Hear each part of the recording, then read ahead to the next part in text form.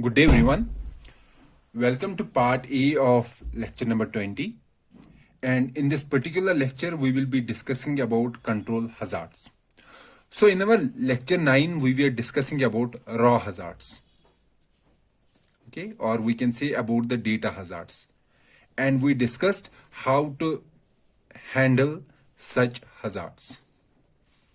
And while handling those hazards, we provided two solutions. One was a software solution and another was a hardware solution. Okay. Likewise, there is another kind of hazard that is there in pipelining, and that is a control hazard. So we have to discuss a control hazard and we have to discuss a mechanism to handle such hazard. Okay, so let's first briefly discuss what a control hazard is. So control hazard is when there is a branch instruction. Branch instruction.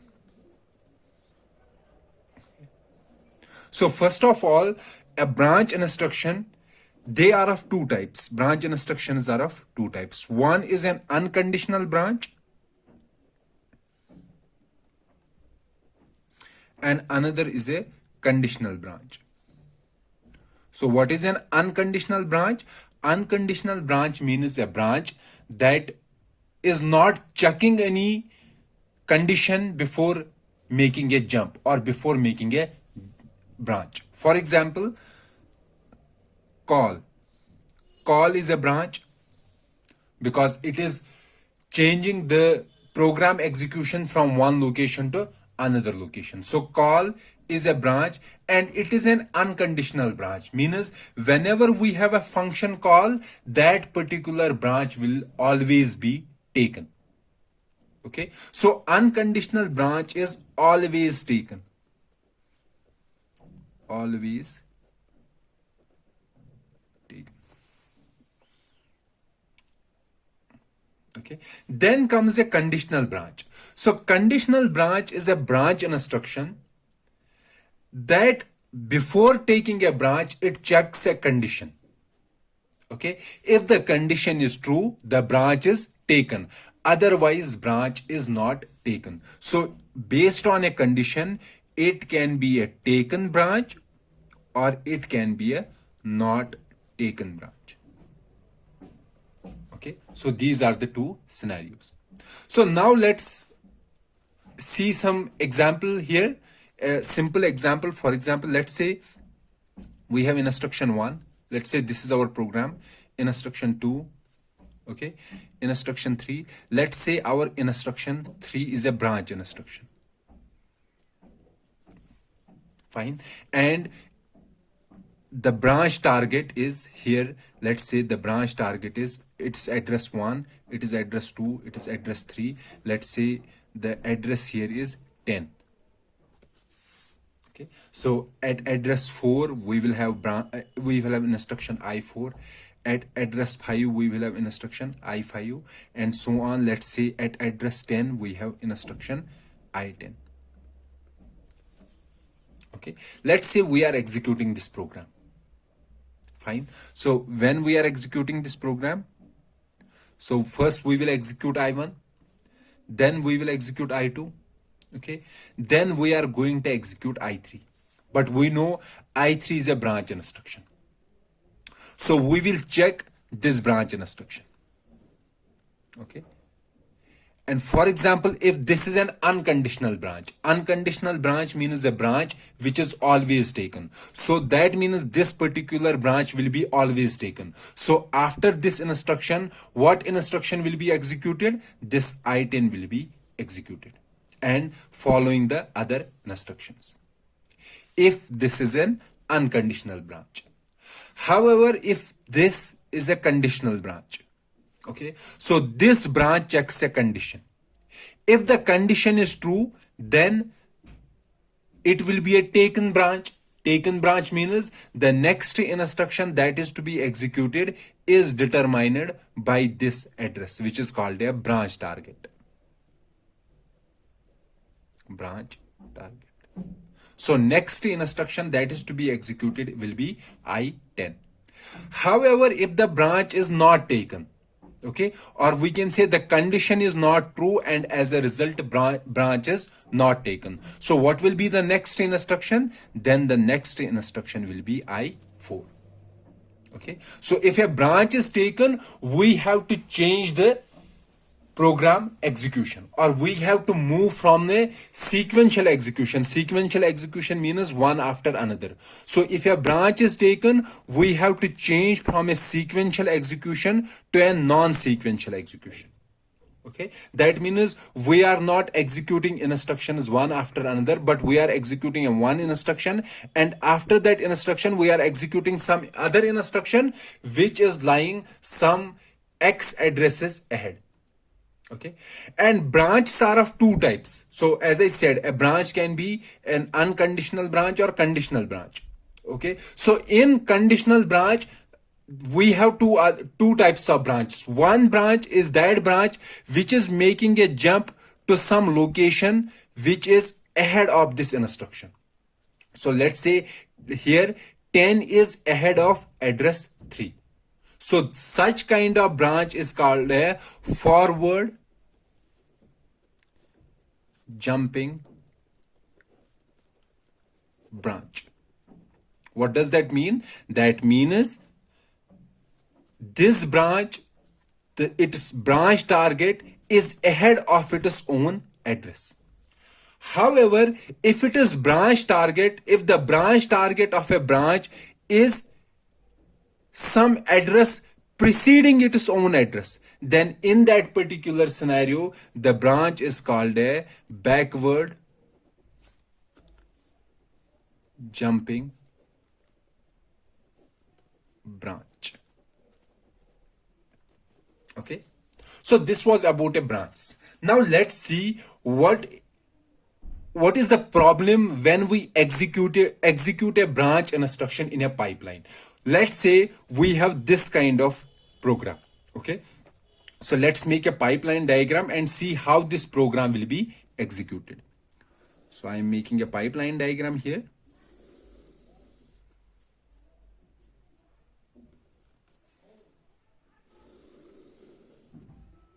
Let's make a pipeline diagram.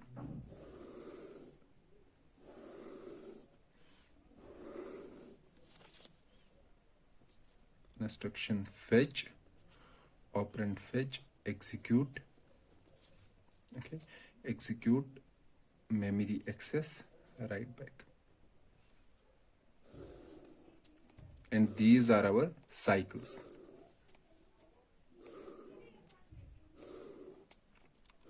This is our cycle 1, cycle 2, cycle 3, cycle 4, cycle 5, 6, 7, 8, 9, 10, 11. Okay, so now let's see how this program is executed. So what will be the first instruction? I1. So what will happen in cycle 1? I1 will be fetched. Now in cycle 2, I1 will move to operand fetch and I2 will be fetched. In cycle 3, I1 will move to execute, I2 will move to operand fetch, and I3 will be fetched. Okay, now I3, we know I3 is a branch instruction. Okay, so in the fourth cycle, I1 will come to memory access, I2 will come to execute, I3 will come to operand fetch.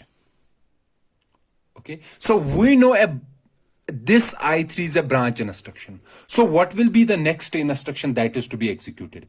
If it is a conditional, unconditional branch, then the next instruction will be I10. However, if it is a conditional branch, okay, so that means it has to check a condition. And we know a branch checks a condition in an execute stage. So only in execute stage, we will be knowing whether this branch is taken or not taken. However, at cycle 4, I3 is in which stage? Operand fetch. Let's say we are not handling this scenario. Okay, so we are allowing this instruction to go on. So what will be the next instruction that is to be fetched? Instruction I4 will be fetched. Now in the fifth cycle, I1 will come here, I2 will come to memory access, I3 will come to execute, I4 will come to here, I5 will come to fetch.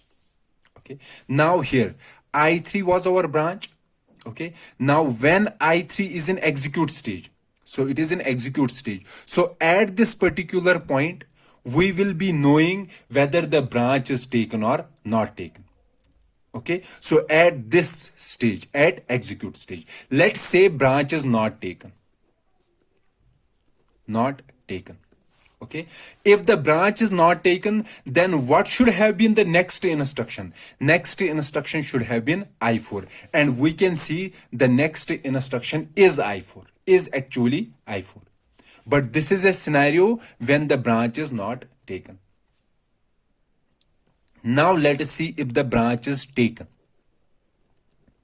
Okay, which branch is taken? I3 branch is taken. Then what should be the next instruction?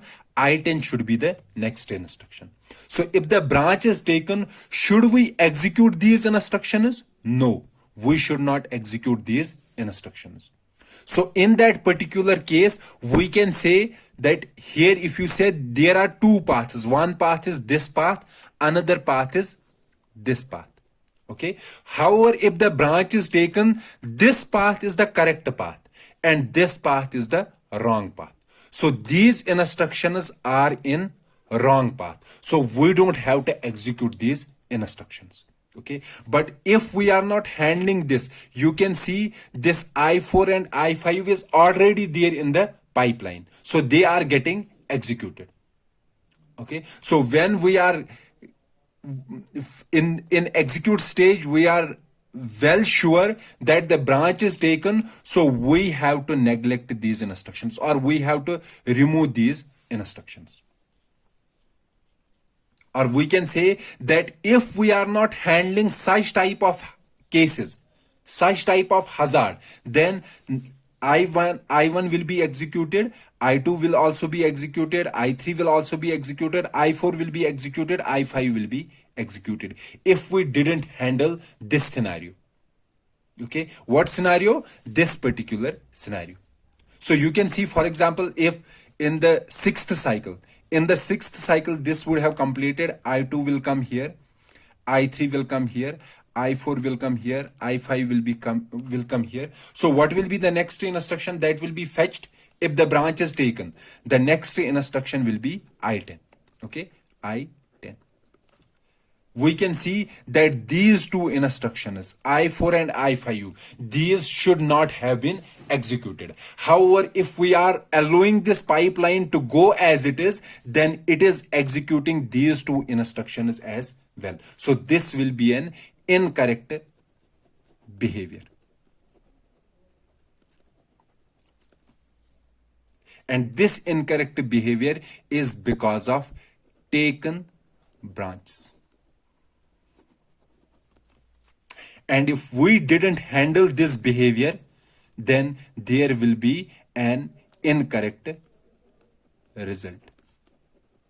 And such type of hazard because of branches is called a control hazard. And we need a mechanism to handle this scenario. Okay, so we need a mechanism so that we don't have any instructions that are in the wrong path in the pipeline. Okay, so what I am saying that we have to handle. So let me first say that if we didn't handle control hazards, then what will be the issue? There will be instructions in pipeline which are in wrong path, or we can say there are instructions which should not have been executed will get executed. So we have to handle such hazards, such control hazards. So let's see how we can handle a control hazard. What are the various solutions? So first solution is stall the pipeline. Stall the pipeline. So let me show you what this means, stall the pipeline. So let's come to the same scenario. These instructions I1, I2, I3. Okay, I3 is our branch instruction. Okay. So what we are going to do? So let me make a pipeline diagram again. So what I am saying, I1, I2, I3, and I3 is our branch, and it is branch target is I10. Is I10. Okay, so let me make a pipeline diagram here.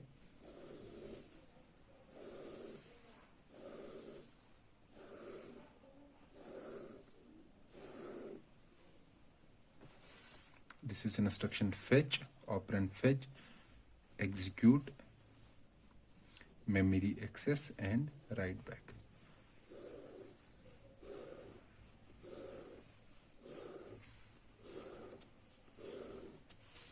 So these are our cycles 1, 2, 3, 4, 5, 6. Let me make some more cycles. 7. Okay. So let's see, in cycle 1, I1 will be fetched. In cycle 2, I2 will be fetched. In cycle 3, I1 will be in execute. I2 will be, I3 will be fetched. In cycle 4, I1 will be fetched. I1 will move to, in cycle 4, I1 will move to memory access stage. I2 will move to execute. I3 will move to operand fetch. Now, when we are fetching this I3, okay, so after fetching an I3, we will find out that this I3 is a branch instruction. It is a branch instruction. Okay, so whenever a branch instruction is taken, whenever a branch instruction is fetched, okay, we will stop the fetch stage. Okay, so our instruction I3 is, what is this instruction? It is a branch instruction. So we will freeze the instruction fetch stage. Okay, so in 4th cycle, it won't fetch anything. Now, in the 5th cycle, I1 will come here, I2 will come here, I3 will come here. Okay, again, we will keep this fetch stage in freezing mode.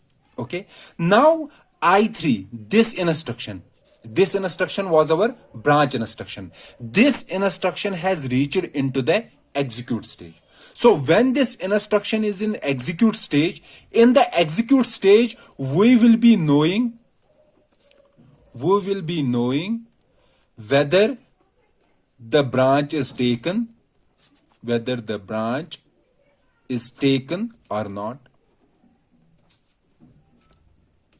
So in the execute stage, for example, if we know that the branch is not taken, then what should be the next instruction? Next instruction should be I4. However, if the branch is taken, then next instruction should be branch target. And what is the branch target? I10. So in this execute stage, we will be knowing what should be the next instruction. Should it be I4 or should it be I10?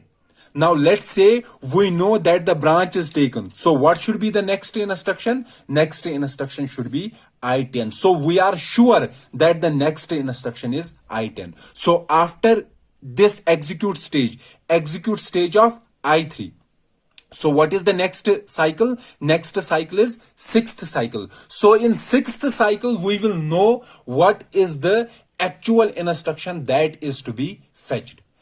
Okay, so in the 6th cycle, my I2 will come to write back and I3 will complete its execute and will come to memory access. And in the same stage, we will be sure what should be the next instruction. Let's say the next instruction is I10, or we can say the branch is taken. Then the instruction that should be fetched should be I10. So you can see that because of this branch, how many cycles we have lost? We have lost 2 cycles. Okay, so we have to stall the pipeline for 2 cycles to handle control hazard. Okay, and then our pipeline will move as it is. So because of a branch, because of branch, so we will have two extra cycles, or we can say we have to stall the pipeline for two cycles. Why two cycles? Because in two cycles our instruction, branch instruction, will come into the execute stage, and in the execute stage, after executing that particular branch, we will be sure what is the next instruction, whether the branch is taken or not. So every branch results in two extra cycles. Okay, and this is a scenario when we are handling the control hazard by stalling the pipeline. So this is one solution. One solution to handle the control hazard is to stall the pipeline.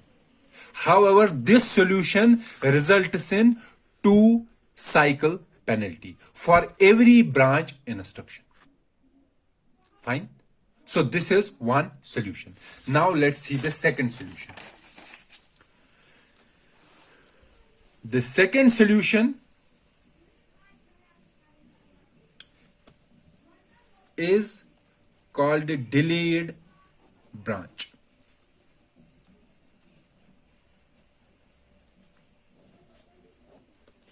Okay, so before explaining delayed branch, so let's go back here. So you can see that in these two cycles, cycle 4 and 5, okay, our pipeline is idle, or we can say we have lost two stages, so two cycles.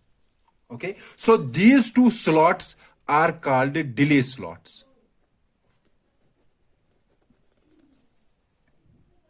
So these two extra cycles in which our pipeline is empty are called delay slots. Okay, so because of our branch, because of a branch instruction, there are two delay slots. Okay, or in other words, we can say that whenever we have a branch, let's say branch, this instruction is fetched, then for next two cycles, we don't have to fetch anything.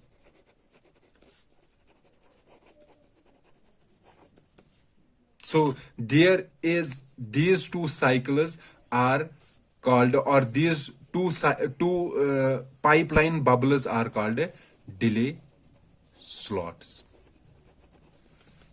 Okay, so why we don't have to fetch anything? Because we don't know what will be the next instruction executed after the branch. Okay, now let's see what is delayed branch doing. So it is saying, let's say we have instruction I1, okay, instruction I2, instruction I3, instruction I4 is branch.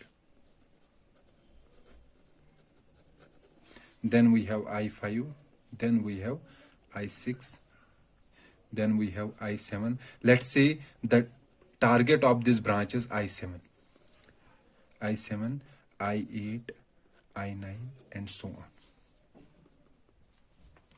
Okay. Now let's see what is that stalling the pipeline solution doing.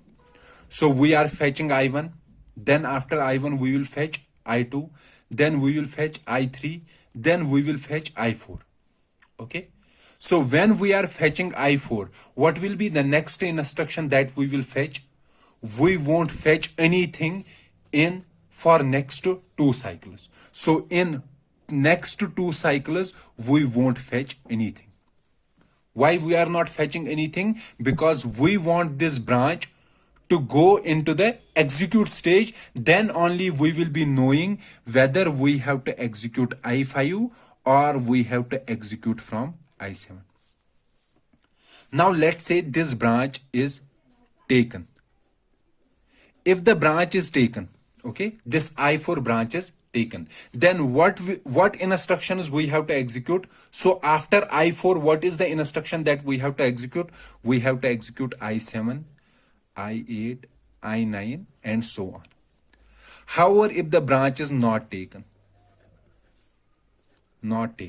then what are the instructions that we have to execute? We have to execute I4, I5, I6, I7, I8, I9, and so on. Okay, so you can see here that from these two scenarios, either we have to execute this or we have to execute this. And in these two, you can see that these instructions I7, I8, I90, I9, they are executed whether the branch is taken or branch is not taken. So these three instructions I7, I8, I9. So I7, I8, and I9, and many more, let's say many more instructions. These are the instructions that are executed irrespective of the branch. Irrespective of the branch. Or we can say irrespective of whether the branch is taken or not taken. So these instructions are taken irrespective of the nature of branch, whether the branch is taken or not taken. So let's do one thing. So these two delay slots where we are not fetching anything, let's put those instructions here, those instructions which are executed irrespective of the output of this branch. But those two instructions should be independent instructions. They should not result in some other dependency. Okay, so we have to take some instructions from this set which is common between the taken and not taken path. Okay, so we will take those instructions. Let's say we will keep I8 and I9 here. Then let's see what will be the final output. Let's say we have fetched I1, then we have fetched I2, then we have fetched I3, then we are fetching I4. Okay, so after I4 we were waiting for 2 cycles. However, in this scenario, what we are saying, we won't wait for 2 cycles. We will fetch I8, then I9. Okay, so let me make a pipeline diagram.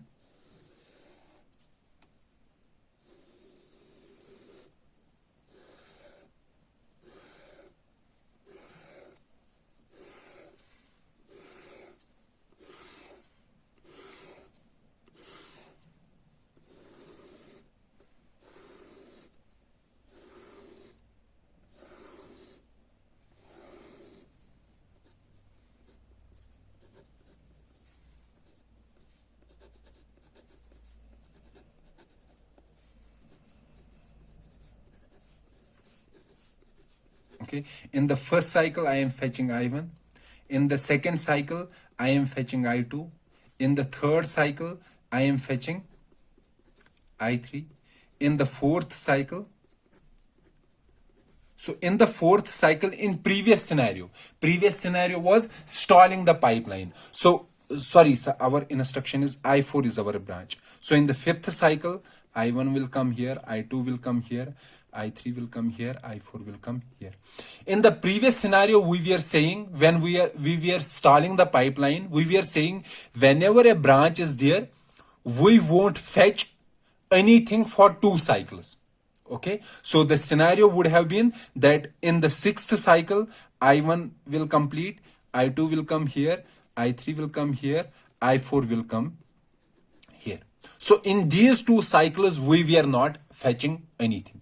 However, here I am saying I will bring 2 instructions such that those 2 instructions are executed always, irrespective whether the branch is taken or not taken. So let's say those 2 instructions are I8 and I9. So when I4 is executed, I will fetch I8. Because I8 will always be executed whether the branch is taken or not taken. Then in the sixth cycle, I will fetch I9. Now in the 7th cycle, this will complete. Okay, I3 will come here. Now at the end of 6th cycle, I4 would have found out what is its actual instruction that is to be executed. If the branch is taken, what should be the next instruction? If the branch is taken, the next instruction should be I7. So next instruction that it is going to fetch will be I7. This I9 will come here, I8 will come here, I4 will come here. Okay. So after I7, this I8 and I9 are to be executed. So since these has been already moved to this location, so these two won't be executed. They will already be there in the pipeline. Okay. So now let's say if the branch is taken, if the branch is not taken, then what should have been the instruction that is to be fetched? The instruction that is to be fetched is I5. Then after I5, what should be the instruction? I6. Then I7, I8, I9. Okay. And these I8 and I9 are already in the pipeline. So these two instructions are already executed. So, or we can say they are always executed irrespective of the branch outcome, whether the branch is taken or not taken. Okay. So what we have done, whenever we have a branch, since we were after this branch, we in the usual case, the next instruction that is to be executed would be the outcome, would be based on the outcome of this branch. If this branch would have been taken, the next instruction should have been I7. However, if the branch is not taken, the next instruction should have been I5. However, what we are doing, we are saying that after this branch, the next instruction that should have been the actual instruction to be executed, we are delaying it. We are saying that let's execute some other instructions. Those two instructions should be independent of the outcome of this branch. So we are delaying the execution of the outcome of this branch.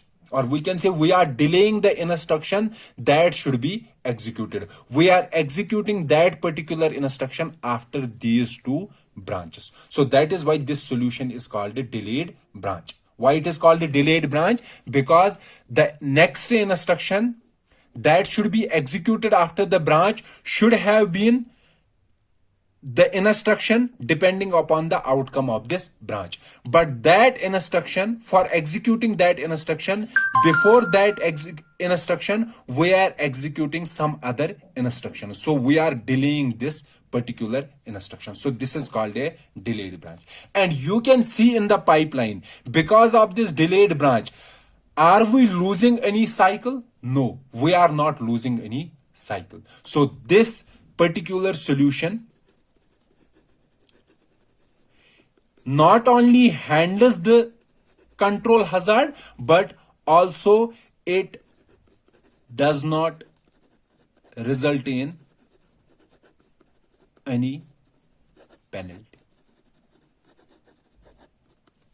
Okay, the previous solution where we were delaying the where we were stalling the pipeline, that particular solution was also able to handle the control hazard, but that was resulting in 2 cycle penalty. And this delayed branch, this handles the control hazard, and it also does not result in any penalty. But the only thing that we have to do, our compiler has to do, is that it has to find these 2 instructions, the instructions that are independent of the outcome of this branch. Okay, that is the only job that the compiler has to do. But the limitation is that for compiler, it is not always possible to find these 2 instructions. So our compiler won't be able to handle the control hazard using the delayed branch technique always. Okay, so we cannot handle this particular control hazard using a delayed branch all the time, because sometimes it may find 2 instructions to fill 2 delay slots, but it is not always possible for a compiler to find these 2 instructions. Okay, so whenever our compiler is not able to fill these two delay slots, we have to move to the previous solution. And what was the previous solution? The previous solution was to stall the pipeline. Okay, so these were the two solutions that we are trying to handle the control hazard. There is another solution to handle the control hazard, the third solution,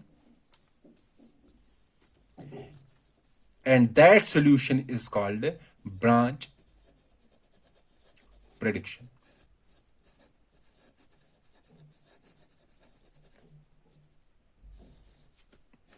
Okay, so we have to discuss a solution to handle a branch prediction. A solution to handle a control dependency using this particular scheme, using a branch prediction scheme. So let's discuss about this scheme in our next lecture, or we can say in part B of lecture number 20. So let's meet in the next lecture. Till then, goodbye.